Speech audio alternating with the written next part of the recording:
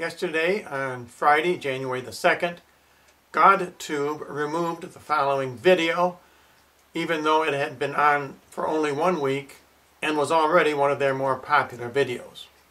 This video is about Barack Obama and Bible prophecy. Following this video, I will give you my opinions on why Godtube banned this video. Welcome to Revelation Unraveled. I'm your host, William Tapley, also known as the third eagle of the apocalypse and the co-prophet of the end times. The topic for this program is a very serious issue because I am going to talk about the defeat of our President Barack Obama by the Antichrist and the defeat of the United States in World War III. As these events are predicted by that great Old Testament prophet Daniel in his chapter number 11. First, I want to take a look at biblical numerology, because the study of numbers is how we will understand end times prophecy. In Daniel, Revelation, the Olivet Discourse, and the book of Esther, numerology is extremely important. Let's look at the most common end times numbers. The number 4 is the last week in a month. The number 7 is the last day in a week. The number 12 is the last month in a year. And the number 28 is the last day in a lunar month, and also a multiple of 4 times 7. Because these are the last numbers in very important sequences, they symbolize the last days. In chapter 11 of Daniel, the prophet employs 3 other very important numbers, and that is 444, 666, and 555. Now let's look at the book of Revelation to see how important numerology is, according to the great prophet St. John the Apostle. In chapter 13, verse 18 of Revelation, St. John writes, "Let him who has understanding count the number of the beast, for it is the number of a man, and his number is 666. Now the beast, of course, is the Antichrist. And notice in this passage that St. John uses the word number 3 times. In some Bibles, the word count is substituted by the word calculate. In other words, St. John is saying that wisdom and understanding comes from a knowledge of mathematics. And in chapter 17, verse 9, St. John adds, "Here is the mind which has wisdom. The 7 heads are 7 mountains upon which the woman sits, and they are also 7 kings." St. John is writing here about the whore of Babylon. But again, notice he says wisdom involves mathematics. These are the only 2 places in the book of Revelation where St. John uses the phrase wisdom and understanding. In both times, he is talking about numbers and mathematics. In this last phrase, for example, the word 7 is used 3 times. This numerology is not accidental. Now let's look at chapter 11 of Daniel and see how he divides up the 45 verses into a 555, 666, and 444 sequence of verses. On the wall behind me are all 45 verses of Daniel's chapter number 11. If we look at the first 12 verses, we see they are divided into a 4-4-4 sequence. Following these 12 verses are 18 verses, and they are divided in a 6-6-6 pattern. Following these 18 verses are 15 verses in a 5-5-5 sequence.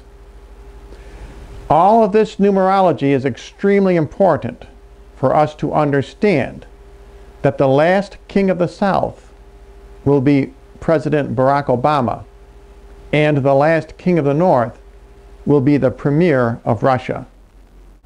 Daniel uses numerology to help us understand who he is talking about in these end times. In verse number 40, Daniel writes, "And at the time prefixed, the king of the South, and that is Barack Obama, shall push against him," and that is the premier of Russia, "and the king of the North, the premier of Russia, shall come against him," again, Barack Obama, "like a tempest." Now this word tempest can also be translated as whirlwind. And what that means is with air power, airplanes and missiles. And with chariots, of course that means mechanized vehicles. And with horsemen, that would be the infantry. And with a great navy. And of course we know that Russia has a great navy. "And he shall enter into the countries." The countries here is plural because Daniel is writing about America and England. "And shall destroy and pass through." America and England will be destroyed and occupied following World War III. How can we be sure that Daniel is writing about Barack Obama and the premier of Russia in verse number 40? Daniel uses numerology to reveal to us who he is talking about. As I mentioned, the first 12 verses are divided into a 4-4-4 sequence. As you should know, Barack Obama's number in Bible prophecy is 444. That's because he is the 44th president of the United States, and he was elected on November 4th. In the first 4 verses of chapter 11, Daniel describes 6 ancient kings. And from the first year of Darius the Mede, that's the first king he is talking about. "I will show you the truth. Behold, there shall yet stand 3 kings in Persia." 3 more kings. These kings are Darius II, Smerdis, and Cambyses. Following the 3 kings in Persia, Daniel says a 4th shall be enriched exceedingly above them all. Now this king is Xerxes. And following Xerxes shall rise a strong king and shall rule with great power, and he shall do what he pleases. Now this 6th and last king of these first 4 verses is Alexander the Great. As I said, the 4-4-4 sequence of verses is there to indicate Barack Obama. The 6 ancient kings are used by Daniel to set up another sequence, and that is a 6-6-6 sequence. Because we will find that there are 6 kings of the north and 6 kings of the south. In part 2 of this series, we will examine carefully who these 6 kings of the north and 6 kings of the south are, because it is critical for those of us living in the United States to understand exactly what Daniel is talking about in chapter number 11, because he is describing the defeat of our President Barack Obama by the Antichrist and the defeat of the United States in World War III. Godtube has not explained to me why they banned this video, even though I know they have my email address because I have received countless spams from them.